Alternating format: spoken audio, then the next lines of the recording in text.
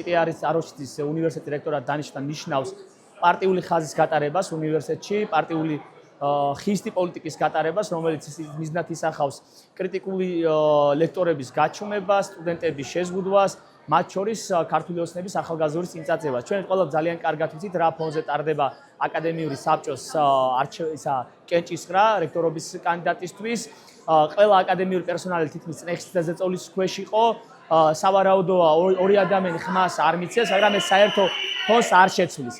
დღეს სტუდენტთა 90% რეალურად ეწინააღმდეგება პარტიული ადამიანის დანიშნას. ლექტორთა უდიდესი ნაწილი ეწინააღმდეგება პარტიული კადრის დანიშნას უნივერსიტეტში, მაგრამ მიუხედავად ამისა მოხდება ისე, რომ სამწუხაროდ აკადემიური საბჭო ხმას მიცემს ტიტე აროშიძეს. ტიტე აროშიძის არჩევა ნიშნავს აკადემიის უნივერსიტეტის შეურაცხყოფას, რადგან მას არანაირი სამეცნიერო აკადემიური გამოცდილება არ აქვს. არ აქვს რეფერირება ჟურნალებში გამოქვეყნებული სტატიები, არ იცის სასწავლო პროცესის სპეციფიკა, არ იცის ადმინისტრაციული მართვის სპეციფიკა, რაც რა თქმა უნდა მას ვერ მიცემს იმის საფუძველს, რომ მართოს უნივერსიტეტი.